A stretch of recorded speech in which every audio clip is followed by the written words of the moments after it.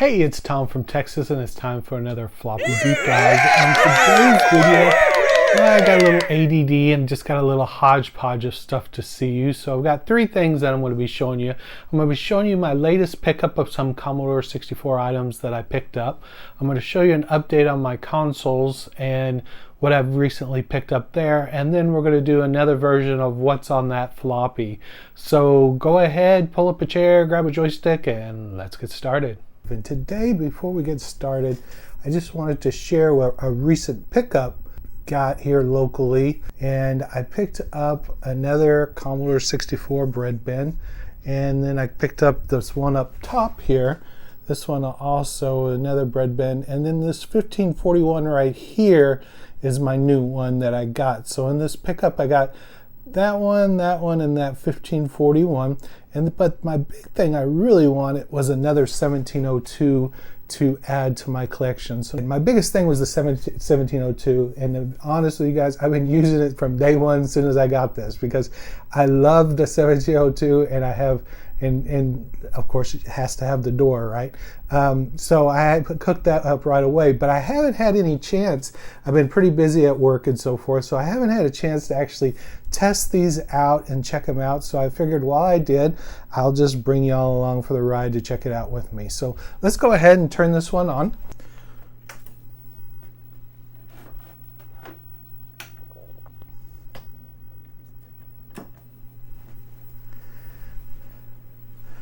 Because I just want to make sure it works. I do have my fast load cartridge plugged into it, and it starts right up. And the guy who gave it to me said, you know, that it worked, and I had no reason to doubt him at all. And so looks good. Let's try to load something up on it. So here's some of the floppies that I got from this purchase, and so not a bad little thing to add to my collection. I always love to have other people's floppies just to see how they collected and which crack groups did they use, and if there's any originals or anything like that. So let's go ahead and stick something in here to play. So let's load up Summer Games, see if this works okay for us.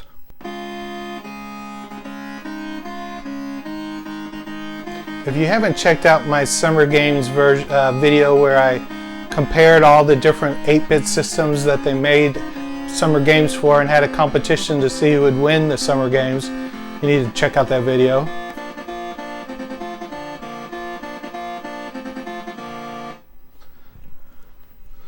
So it looks good, screen looks good, computer looks good, drive 1541, so everything's just working perfect on this. So really happy with this purchase. Now let's open up this 64 and look at it. So this board didn't have any screws in it, so I could just take the top right off real nice and easy. But if you look at it, everything, the cool thing about this board is that everything's socketed, right, except the RAM. So it makes it so much easier if you need to do any kind of chip changes or work on this 64. So I was very happy about that, because most of mine are all, you got to, you know, go in there and replace it, get a socket and put it on. So it just makes it so much easier if you ever have any issues with this computer. So nice and clean inside, looks pretty good. So real pleased with this purchase and this first computer. So let's open up the broken one and see what it looks like. So this one here is the bad one that I got in the pickup, and as you can see, it's missing the biggest thing right off the bat. It's the SID chips missing in this one. Everything is socketed to the board except the SID chip, which is missing. But I figured, why not? Let's put a dead test cartridge in there and see what happens with it, and see if this could be a future project that we could fix, or if it's just going to be a parts board. So let's go ahead and move it over there and give the dead test a check. Alright, so I got the dead test inserted in there, and we're just going to run it, turn it on, see if we get any kind of something on the screen. Well, I got some flashing.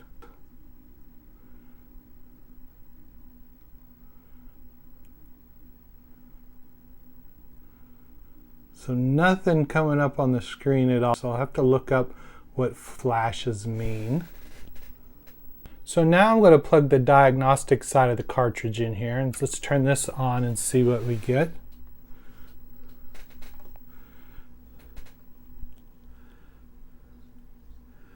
No counts, nothing. I got the U9's bad, the U11's bad, 0 page okay, but other than that, just nothing. So there could be a lot of stuff gone, and obviously I didn't do anything but stick this in. So this potentially is a project we can make videos on, see if we can bring this thing back to life. I already know when he gave it to me, he believes it's the memory that's bad and needs to be replaced. But if I can't fix it, there's always Bill Pelton, right? So anyway, this could be a future video that we could try out maybe and see if I could get this fixed. A new project for me. Like I said, no SID chip, so I'd have to order me an ARM SID probably was what I would get to be able to replace it. But there's more wrong with this besides just the ARM SID, obviously. And it looks like it's going to have to be doing something with memory and so forth.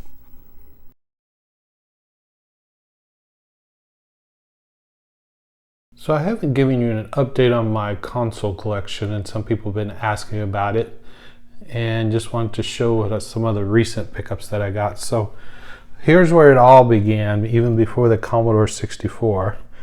I had my Atari 2600. So I picked these up.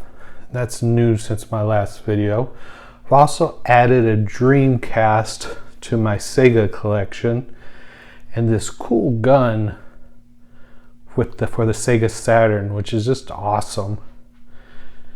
And also added a PlayStation 2, the slim one, which is pretty good, and a Wii, which everyone seems to have, but I lost mine somewhere in the collection, so I no longer have that. And then another one that I picked up is this Atari 7800, which is pretty cool. Never owned one of these before, but an awesome item that I picked up. So anyway, just wanted to share with you what my latest, where I am with the consoles and so forth. Of course, my first love is always the Commodore 64, but love collecting this stuff too. I got a little bit of ADD, got to do different stuff and try different stuff. So just wanted to share with you guys where I am on that.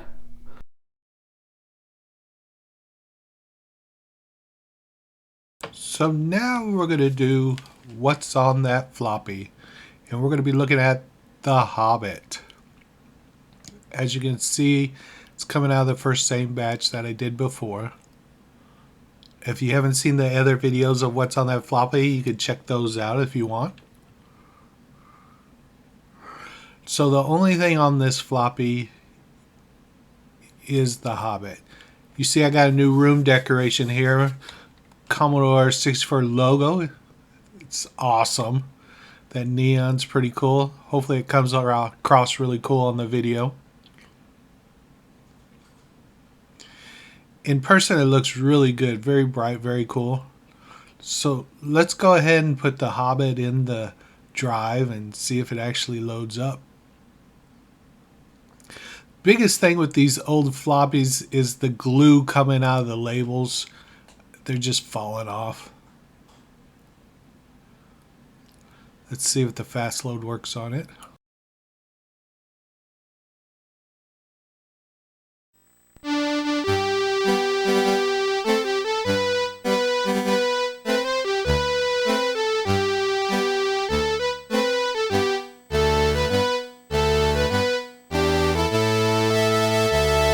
So here is the Hobbit, where you start off in your Bilbo Baggins, and you start off in his home.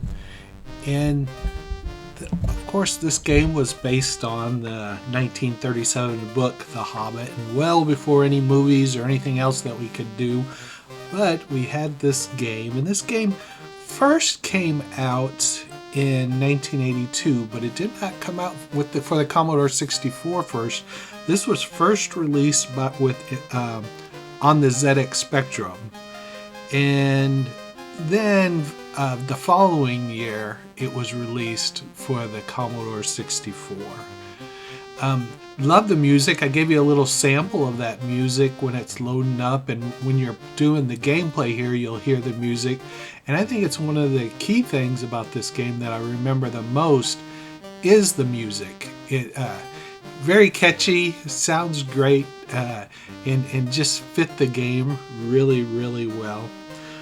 One of the big things about this game is they used something they called English instead in the game, and what that meant is it allowed you to use simple verbs and so forth, where you can ask someone or tell someone to do something for you besides just all you and the basic text adventure saying go north, go east, whatever it is, right? Which you're still doing here, but it gave you a little bit more that you could do throughout this game, and interact a little bit more with the NPC players and that were going along with you, that Gandalf and Thorin, and it made it fun. And then of course this one had the illustrations, much like Mind Shadow that we reviewed and did on What's on That Floppy earlier. If you haven't seen that, check that one out. But this one also has, so you have your graphics to go along with it. It's always just the area, right? It doesn't really show characters or show you or who you're with or anything like that. It's all just scenery of different stuff, like where you are in the area and the world that you're around, like, you know, starting the house or in the woods or whatever the case might be. So that, you know, I guess that was their idea, to make you feel like you're more involved, that it's actually you in the game, so forth. And I did play this one. I think I had actually the original game somehow. I did pick up some originals. I know I never had money to buy originals, so I don't know if I traded it or if I had, you know, floppies to trade to someone else who had the original and got that from them. But I do remember having the original of this, the book and everything. And I no longer have it, so I don't know what happened to it along the way, but I do remember actually specifically having that one. And like I said, just I enjoyed this. I thought this was a very good for a text-based game, and I'm not huge into the text-based games, but I did come to appreciate them more the older that I got, and the more of the kind of puzzle that it was of trying to figure out the right way to go. And this one was a really good puzzle, I thought. It was a bestseller back in the day, back in '83, and bestseller on the ZX Spectrum, and then turned around on the Commodore 64 too. So good, huge commercial success, sold over 100,000 copies in its first 2 years. So it wasn't like people weren't buying this and playing this. So this was a really popular game. So my question to you guys, did you play it? Do you remember it? Definitely, like I said, remember the music, loved the intro screen, The Hobbit. I did not complete it. To this day, I've never got to the very end of this one. Could learn some stuff, moved around and figured out some things while I was playing, but can't say that I ever solved this one. But I do enjoy it, and I hope you enjoyed looking at it, and hope it brought back some memories to you guys, like it brought back me. It was cool just to look at it and see it, and like I said, brought back memories of me actually owning an original copy and playing it and trying to figure it all out back in the day, and hearing that music again, just the music, the memories just come flowing back.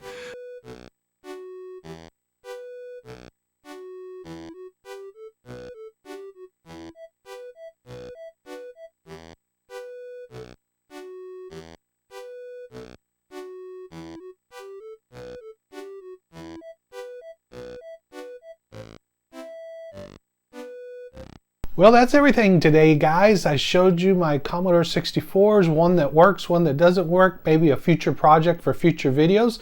I showed you my consoles. I'm not sure what I'm going to do with that. I know most of my subscribers are in the Commodore 64 just like me, but I love all that other retro consoles and so forth.